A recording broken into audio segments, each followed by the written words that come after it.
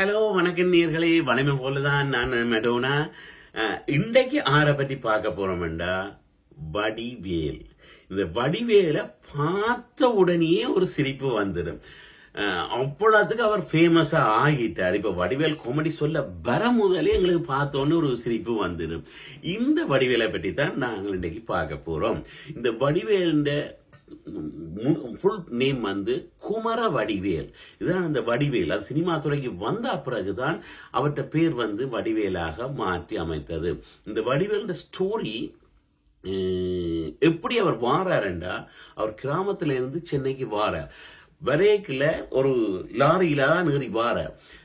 அந்த லாரிக்காரன் சொல்றான், நீ டிரைவர் சீட்ல பக்கத்துல இருக்கிறேன்டா 25 ரூபா, மேலே இருக்கிறேன்டா 15 ரூபா, அப்ப அதுல ஒரு 10 ரூபா மிச்சம் பிடிக்கலாம் தானே என்று இந்த லாரி மேல் தளத்துல படுத்திருந்தோன்னு வார வரைக்குல அசந்து தூங்கினபடியா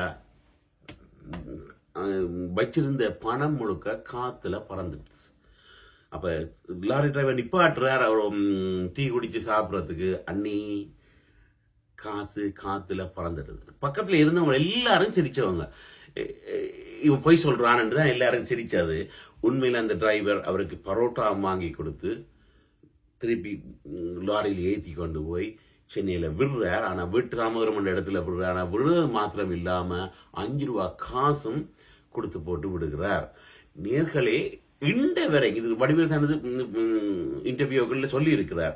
இந்த வரைக்கும் வடிவேலுக்கு அந்த லாரி டிரைவர் இந்த வரைக்கும் அவர் கண்டுபிடிக்கவே இல்லை. பாருங்க, அந்த லாரி டிரைவர் செய்த உதவி எவ்வளவு ஒரு பெரிய விஷயம். மற்றது வடிவேலை பற்றி யோசிங்க. வடிவேல் அங்க நின்று இங்க வாரார், இங்க சென்னைக்கு வாரார், எந்த ஒரு பணமும் இல்லாம சீரோவில தான் சினிமா துறைக்கு என்டர் ஆகிறார். எப்ப பிறந்தவர் என்று பார்த்தா 1960ஆம் ஆண்டு செப்டம்பர் மாதம் 12ஆம் தேதி பிறக்கிறார். தகப்பன் பேர் வந்து நடராஜா, தாயின் பேர் வந்து சரோஜினி, மற்றது இவற்ற வைஃபின் பேர் விசாலாட்சி. வடிவேல் இந்த பிள்ளைகள பேரை பார்ப்போம். பிள்ளைகள பேர் கன்னிகா பரமேஸ்வரி, கார்த்திகா, கலைவாணி, மற்ற அவற்ற மகன் வந்து சுப்பிரமணியன். இன்னொரு அழகான தமிழ் பேர்ல பிள்ளைகளுக்கு பேர் வச்சிருக்கிறார். அதோட எண்டுமில்லாம முதல் தடம் அவர் சினிமா துறையில எப்ப என்டர் ஆகிறாருண்டா 1988ஆம் ஆண்டு என் தங்கை கல்யாணி என்ற படத்துல 1988ஆம் ஆண்டு தான் அவர் சினிமா துறைக்கு ஒரு சின்ன வேடம் கிடைக்குது. அந்த காலகட்டத்தில் கவுண்டமணி செந்தில் தான் ஃபேமஸா இருந்தது. சில நீங்க படங்கள்ல பார்த்திருப்பீங்க. அதுக்கு பின்ன ஒரு சின்ன வேடம் கிடைக்குது 1988ஆம் ஆண்டு. அதுக்கும் டி ராஜேந்திரன் இயக்கிய படத்துல தான் அவருக்கு ஒரு சின்ன ஒரு வேடம் ஒன்று கிடைக்குது. அதுக்கு பிறகு வடிவேல் ஒரு முதல் படம் என்று சொல்லலாம். இப்ப தனக்கு ஒரு நகைச்சுவை கண்டு ஒரு படம் கிடைக்குது. அது வந்து 1998ஆம் ஆண்டு கஸ்தூரி ராஜாண்ட இயக்கத்துல ராஜ் கிரண் வந்து தயாரிச்ச படம். இந்த படம் தான் என் ராசாவின் மனதிலே. இதுல தான் வடிவேல் ஒரு நகைச்சுவை வேடம் வந்து அவருக்கு கிடைக்குது. அத்தோடு இல்ல, இதிலேயும் அவர் ஒரு பாடலை பாடியிருக்கிறார். பழமையா ஒரு பார்த்திருப்பேன் ஒவ்வொரு தடவை ஒவ்வொரு சினிமா பாருங்க, ஒரே அடியில இதுதான் அவருக்கு முதல் படம்னு சொல்லலாம். சினிமாவுல நகைச்சுவை வேடமும் கிடைக்குது, அதுல பாடலையும் பாடி இருக்கிறார். அவ்வளவு ஸ்டார் அடிச்சிருக்க அந்த முதல் படத்திலேயே நேர்களை. வளமையா வேற சினிமாக்களை எடுத்தோம்டா அதுல ஒரு இன்டராகி ஒரு சின்ன சின்ன வேடங்கள்ல நடிச்சு போட்டுதான் அடுத்த ஸ்டெப்புக்கு போறான். ஆனா வடிவேல் இந்த சான்ஸ் வந்து ஒரு பாடல். எதுக்கும் என்ன பாடல்ண்டா, போடா போடா புண்ணாக்கு போடாத தப்பு கணக்கு.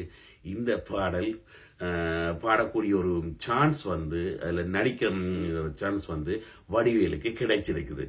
அதுக்கு பிறகுதான் வடிவேல் கொஞ்சம் கொஞ்சமாக முன்னேறி பிறகு சின்ன கவுண்டர் படம் வந்து அது ஒரு விஜயகாந்த் படம். அதுல வந்து உதயகுமார் ஆர்பி உதயகுமார் தயாரிச்ச படம்.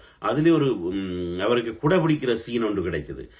அதிலும் அதுக்கு பிறகுதான் அடுத்த மற்ற ரோலிங் ஆக்டர்ஸோட நடிக்கிற வாய்ப்புகள் கிடைத்தது இந்த வடிவேலுக்கு. பாருங்க, இதுதான் இந்த வடிவேல். நான் சுருக்கமா தான் சொல்லி இருக்கிறேன் வடிவேல் ஸ்டோரி. அப்ப அங்க ஊர்ல நின்று இங்க வரைக்கே காசு காத்துல பறந்து போயும் அவர் விடவில்லை, சினிமாவை விடவில்லை. திரும்ப திரும்ப வாய்ப்புகள் தேடித்தான் இந்த அளவுக்கு வடிவேல் இன்றைக்கு வந்திருக்கிறார். பாருங்க வடிவேலுடைய முயற்சி. நேர்களை இதுவும் இவ்வளவு காணுமே. என்னுடைய வீடியோ வந்து பெருசு. இந்த முன்னுக்கு பாருங்க ஸ்கிரீன்ல நான் ஒவ்வொரு பிரபலங்களை பற்றியும் நான் போட்டுக்கொண்டே இருக்கிறேன். அடுத்த ஸ்கிரீன்ல உங்களுக்கு பாப்அப்ல வரும். மறக்காம இந்த சேனலை லைக் பண்ணுங்க, ஷேர் பண்ணுங்க.